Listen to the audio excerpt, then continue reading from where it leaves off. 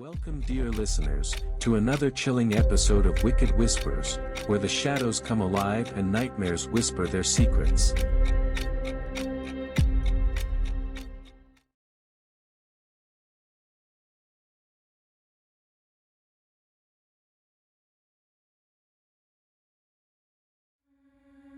In the early 1970s, the Perron family moved into what they thought was their dream home, a charming old farmhouse in Harrisville, Rhode Island. Little did they know, this seemingly idyllic property would soon become the epicenter of one of the most terrifying hauntings in history. Tonight, we delve into the spine-chilling events that turned the Perron family's life into a living nightmare. It was January 1971 when Roger and Carolyn Perron, along with their 5 daughters, Andrea, Nancy, Christine, Cindy, and April, moved into the 14-room farmhouse on Round Top Road.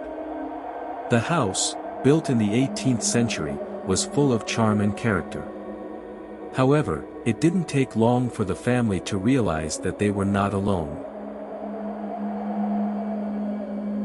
From the moment they set foot in the house, strange things began to happen.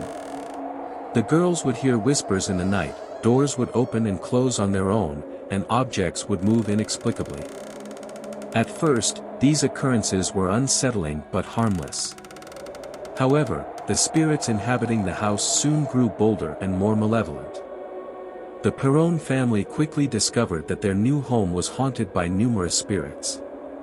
Some were benign, like the friendly ghost of a young boy named Johnny Arnold, who had hung himself in the attic in the 1700s. But others were far more sinister. One spirit in particular, believed to be Bathsheba Sherman, a woman who had lived on the property in the 19th century, was especially malevolent. Legend had it that Bathsheba was a witch who had sacrificed her own child to the devil. She was said to have cursed the land, vowing that anyone who lived there would suffer. Bathsheba's spirit focused its wrath on Carolyn Perron.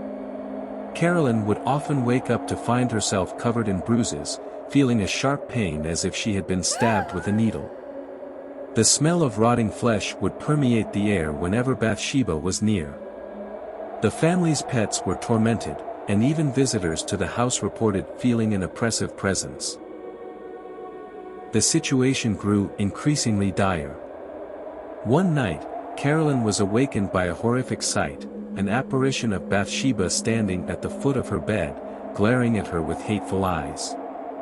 The spirit screeched, "Get out of my house," before vanishing, leaving Carolyn paralyzed with fear. Desperate for help, the parents reached out to renowned paranormal investigators Ed and Lorraine Warren. The Warrens were well known for their work with haunted houses and demonic possessions. They agreed to investigate the Perron home and arrived with a team of researchers to document the haunting. During their investigation, the Warrens experienced firsthand the malevolent force plaguing the Perron family. Lorraine, a clairvoyant, confirmed that the house was indeed haunted by numerous spirits, with Bathsheba being the most dangerous. The Warrens believed that Bathsheba's spirit was trying to possess Carolyn and drive the family from the home. To rid the house of its dark presence, the Warrens conducted a séance in the dining room.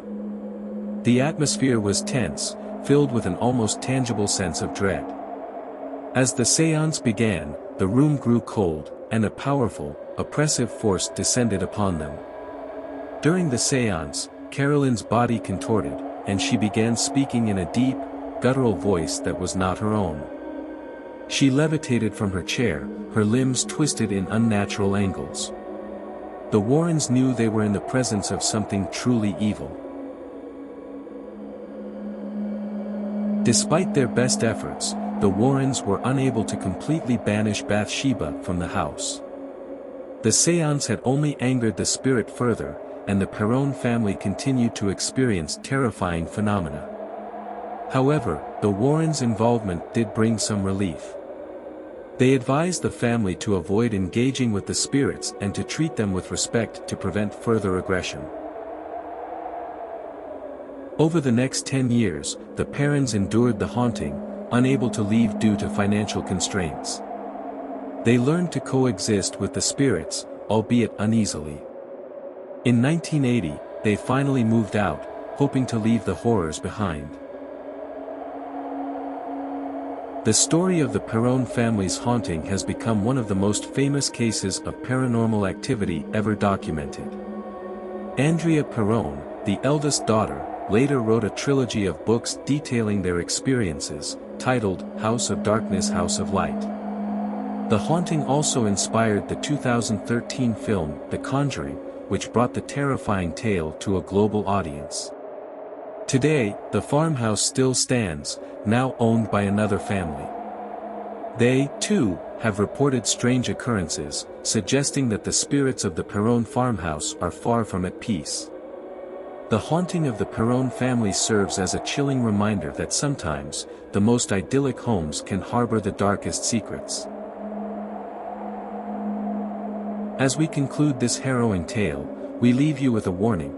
If you ever find yourself in a house where the air grows cold and unseen eyes seem to watch your every move, trust your instincts and proceed with caution. The world of the supernatural is a realm of mystery and terror, where the living and the dead can collide in the most terrifying ways.